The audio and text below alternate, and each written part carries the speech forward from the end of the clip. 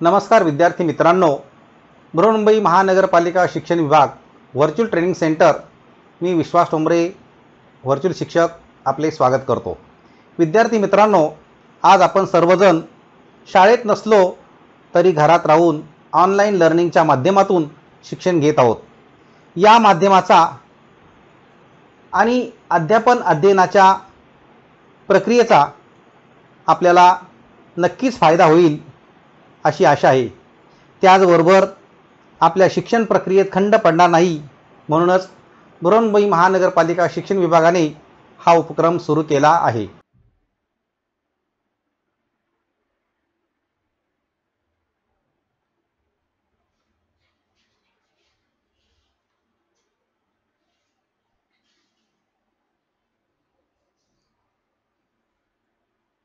बालभारती मराठी इयत्ता 4थी यामध्ये आपण पद्य 16 कविता 16वी पाहणार आहोत। झुळूक मी व्हावे, कवी आहेत दामोदर अच्युत कारे। आता कवीने झुळूक मी व्हावे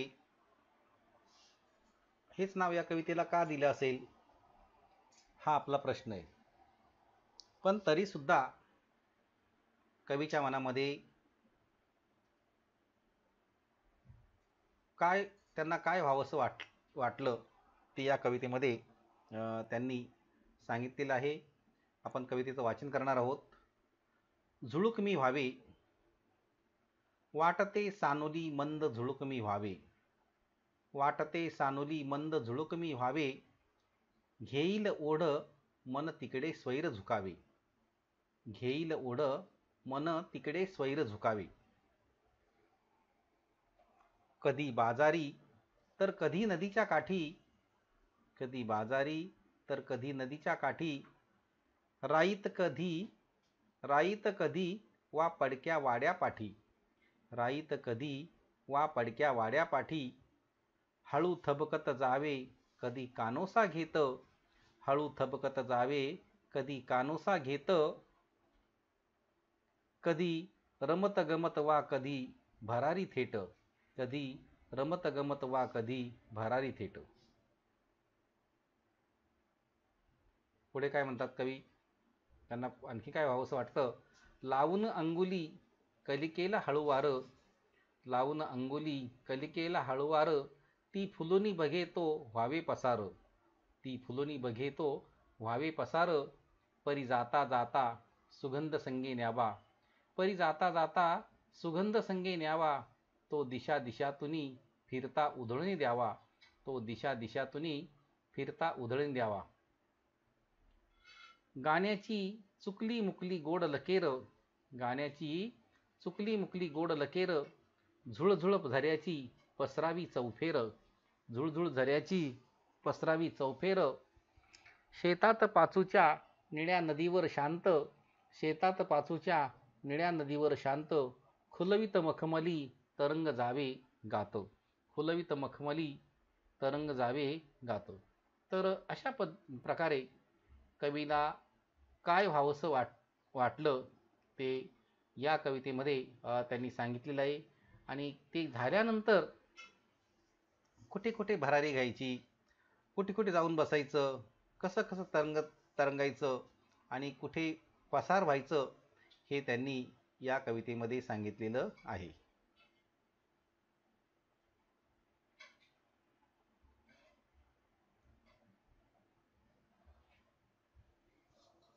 आता या कवितेचं मी पुन्हा एकदा गायन सुद्धा करणार आहे।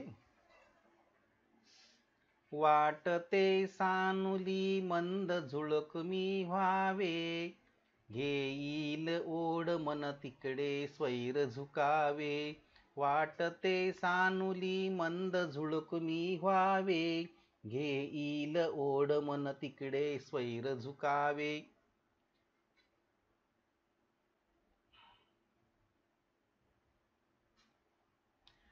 कधी बाजारी तर कधी नदीच्या काठी, राईत कधी वा पडक्या वाड्या पाठी, कधी बाजारी तर कधी नदीच्या काठी, राईत कधी वा पडक्या वाड्या पाठी, हळू थबकत जावे कधी कानोसा घेत, हळू थबकत जावे कधी कानोसा घेत, कधी रमत गमत वा कधी भरारी थेट, कधी रमत गमत वा कधी भरारी थेट.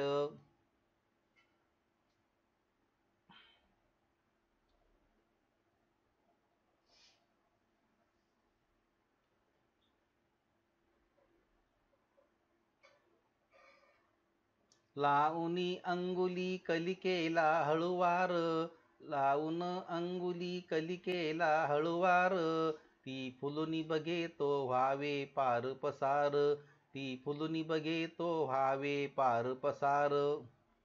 परी जाता जाता सुगंध संगे न्यावा, परी जाता जाता सुगंध संगे न्यावा, तो दिशा दिशातून फिरता उधळून द्यावा, तो दिशा दिशातून फिरता उधळून द्यावा. गाण्याची चुकली मुकली गोड लकेर, गाण्याची चुकली मुकली गोड लकेर, झुळझुळ झऱ्याची पसरावी चौफेर, झुळझुळ झऱ्याची पसरावी चौफेर.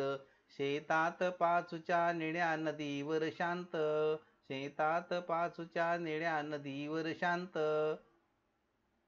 खुलवीत मखमली तरंग वाजावे गात, खुलवीत मखमली तरंग गावे गात.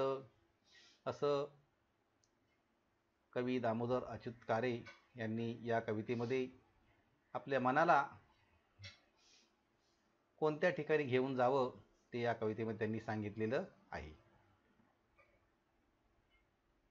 मग आता आपण या कवितेचा अर्थ पाहणार आहोत. वाटते सानुली मंद झुळुकमी व्हावे, या ओळीचा अर्थ काय होतोय? कवीला असं वाटतं की वाऱ्याची लहानशी झुळूक व्हावं आणि खूप खूप फिरावं, आणि ती झुळूक कुणाला दिसू नये असं त्यांना वाटत असतं. परंतु कुठेच जायचं, घेईल ओढ मन तिकडे स्वैर झुकावे, मन ज्या ठिकाणी जाईल त्या ठिकाणी मोकळेपणाने फिरावे असं कवीला वाटतं. आणि म्हणून कवी म्हणतात की वाटते सानुली मंद झुळुकमी व्हावे, घेईल ओढ मन तिकडे स्वैर झुकावे. म्हणजे इथे ज्या ठिकाणी मन जाईल त्या ठिकाणी मोकळेपणाने फिरावं असं कवीला वाटतं. परंतु ते कसं? तर एक लहानशी झुळूक होऊन फिरावं.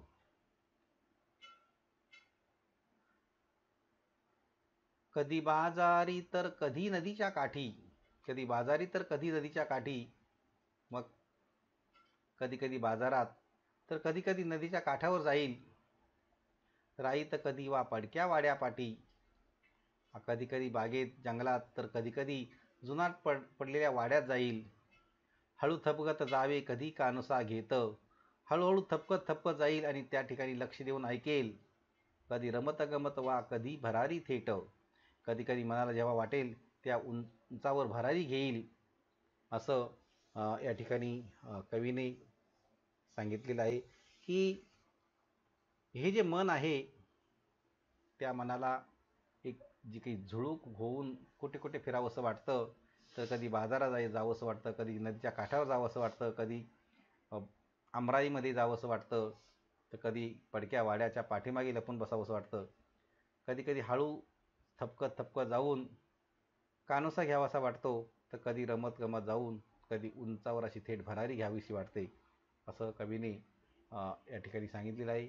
म्हणून कवी म्हणतात की कधी बाजारी तर कधी नदीच्या काठी, राईत कधी वा पडक्या वाड्यापाठी, हळू थपकत जावे कधी कानोसा घेत, कधी रमत गमत वा कधी भरारी थेट.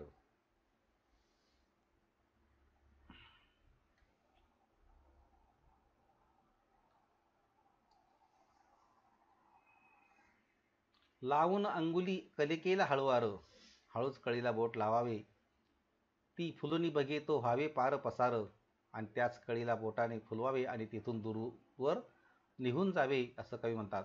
परी जाता जाता सुगंध संगी न्यावा, आणि जाता जाता त्या कळीचा सुगंध सोबत घेऊन जावे, तो दिशा दिशातून फिरत उधळून द्यावा, आणि तो सुगंध सर्व दिशांना दरवळण्यासाठी उधळून द्यावा असं कवीला वाटतं. आणि म्हणून कवी म्हणतात की लावून अंगुली कलिकेला हळूवार, ती फुलुनी बघितो व्हावे पार पसार, परी जाता जाता सुगंध संगे न्यावा, तो दिशा दिशातून फिरता उधळून द्यावा.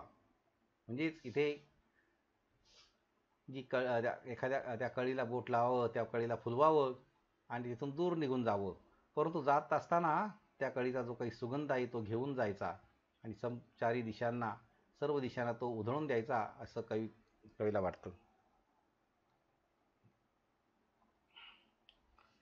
गाण्याची चुकली मुकली गोड लकेर, हळूच गोडगोड गाणे तालात गावे, झुळझुळ झऱ्याची पसरावी चौफेर, त्यातच झरा जसा झुळझुळ वाहताना तो सर्व बाजूने पसरत असतो.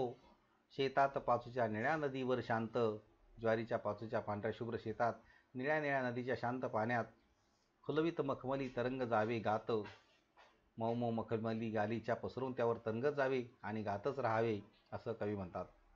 म्हणून म्हणतात की गाण्याची चुकली मुकली गोड लकेर, झुळझुळ झऱ्याची पसरावी चौफेर, शेतात पाचूच्या निळ्या नदीवर शांत, खुलवीत मखमली तरंग जावे गात.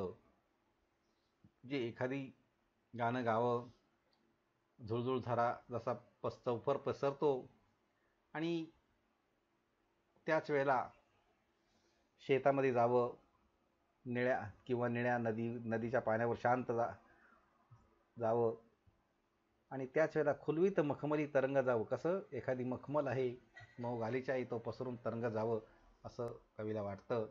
म्हणजे या ठिकाणी या कवितेमध्ये कवीला काय व्हावंसं वाटतं, एक लहानशी झुळूक व्हावीशी वाटते हे, आणि त्या झुळूक झाल्यानंतर काय काय करावं असं वाटतं ते या कवितेमध्ये त्यांनी सांगितलेलं आहे.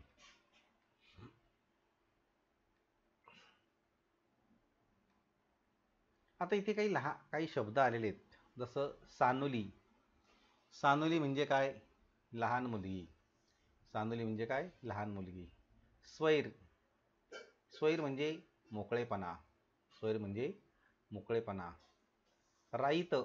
राईत म्हणजे काय? दाट झाडीत किंवा वनात. राईत म्हणजे दाट झाडीत किंवा वनात. कानोसा घेणे, लक्षपूर्वक ऐकणे. कानोसा घेणे, लक्षपूर्वक ऐकणे. कलिकेला. कलिकेला म्हणजे कळीला. कलिकेला म्हणजे कळीला. अंगुली म्हणजे बोट. अंगुली म्हणजे बोट. पसार होणे. पसार होणे म्हणजे काय? निघून जाणे. संगे, संगती, बरोबर, सोबत. लकेर, गाण्याची तान. पाचू, ज्वारीचे शेत. मखमल, मऊ गालीच्या सारखे. मखमल, मऊ गालीच्या सारखे. तरंग, तरंगत हवेत. तरंग, तरंगेत हवेत. गात, गाणे. गात, गाणे. तर असे हे काही शब्द होते. या कवितेमध्ये आलेले काही नवीन शब्दसुद्धा तुम्हाला सांगण्यात आलेले आहेत. त्याचबरोबर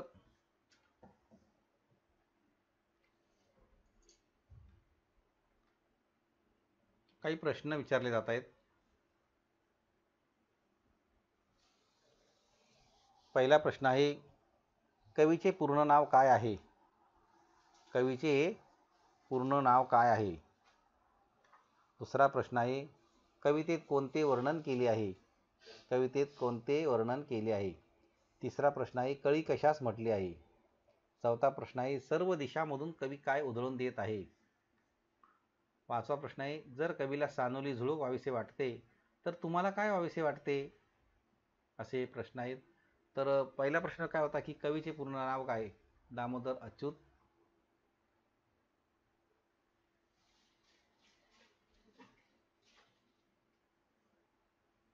आणि त्यानंतर कवितेत कोणते वर्णन केले? ते कवितेमध्ये निसर्गाचं वर्णन आहे. मनाला म्हणजे एक झुळूक काय करू शकते त्याचं आहे वर्णन. कळी कशास म्हटले आहे? कळी फुलाची कळी आहे ती. सर्व दिशामधून कवी काय उधळून देत आहे? सर्व दिशामधून कवी त्या कळीचा सुगंध उधळून देणार आहे. जर कवीला सानुली व्हावीशी वाटते तर आपल्याला काय व्हावीशी वाटते? अशा प्रकारचे काही प्रश्न आपण हे सोडवायचे आहेत.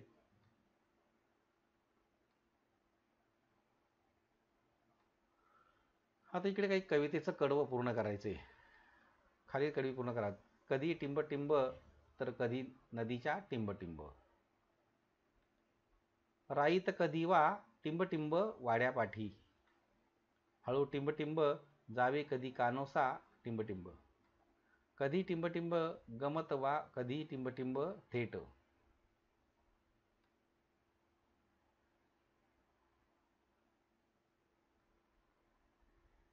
आता काही शब्द आहेत, ते शब्दावरून आपण वाक्य तयार करू शकतो. कानोसा. कानोसा हा शब्द आहे. या कानोसा शब्दावरून वाक्य तयार करायचे आपल्या शब्दात. आता जिथे कवीने ते शब्द वापरलेत, परंतु कानोसा या शब्दाचा अर्थ काय आहे की जो काही अर्थ आहे त्या अर्थाला अनुसरून आपण वाक्य तयार करायचं आहे.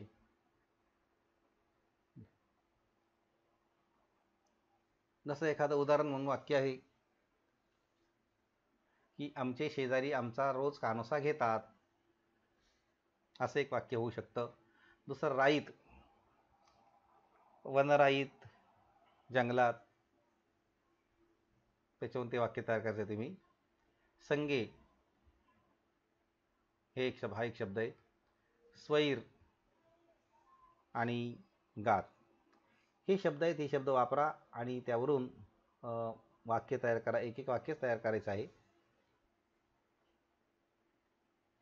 आणि शेवटी ही जी कविता आहे, ही कविता वाचा आणि त्या कवितेचा भावार्थ लिहा.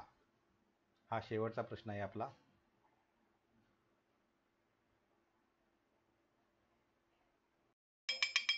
वाटते सानुली मंद झुळकणी व्हावे, घेईल ओढ मन तिकडे स्वैर झुकावे. वाटते सानुली मंद झुळकणी व्हावे, घेईल ओढ मन तिकडे स्वैर झुकावे. कधी बाजारी तर कधी नदीच्या काठी, राईत कधी वा पडक्या वाड्या पाठी. कधी बाजारी तर कधी नदीच्या काठी, राईत कधी वा पडक्या वाड्या पाठी. हळू थबकत जावे कधी कानोसा घेत, कधी रमत गमत वा कधी भरारी थेट. हळू थबकत जावे कधी कानोसा घेत, कधी रमत गमत वा कधी भरारी थेट. लावून अंगुली कलिकेला हळुवार, ती फुलुनी बघे तो व्हावे पार पसार. लावून अंगुली कलिकेला हळुवार, ती फुलुनी बघे तो व्हावे पार पसार. परी जाता जाता सुगंध संगे न्यावा, तो दिशा दिशातून फिरता उधळून द्यावा. परी जाता जाता सुगंध संगे न्यावा, तो दिशा दिशातून फिरता उधळून द्यावा. परी जाता जाता सुगंध संगे न्यावा, तो दिशा दिशातून फिरता उधळून द्यावा. गाण्याची चुकली मुकली गोड लकेर, झुळझुळ झऱ्याची पसरावी चौफेर. गाण्याची चुकली मुकली गोड लकेर, झुळझुळ झऱ्याची पसरावी चौफेर. शेतात पाचूच्या निळ्या नदीवर शांत, खुलवीत मखमली तरंग जावे गात. शेतात पाचूच्या निळ्या नदीवर शांत, खुलवीत मखमली तरंग जावे गात. खुलवीत मखमली तरंग जावे गात. खुलवीत मखमली तरंग जावे गात. या घटकाची बरीचशी माहिती देण्याचा प्रयत्न करण्यात आलेला आहे. आपणही या घटकाचे व पाठाचे वाचन करायचे आहे आणि पाठ्यपुस्तकात दिलेले जे प्रश्न आहेत त्या प्रश्नांची उत्तरं सोडवायची आहेत. त्याचबरोबर आपल्याला मी काही प्रश्नसुद्धा दिलेले आहेत, ते प्रश्नसुद्धा आपण सोडवायचे आहेत. आणि याबरोबरच या पाठाच्या आपल्या प्रतिक्रिया आपण बृहन्मुंबई महानगरपालिकेच्या यूट्यूब चॅनलवर जरूर कळवायच्या आहेत. धन्यवाद.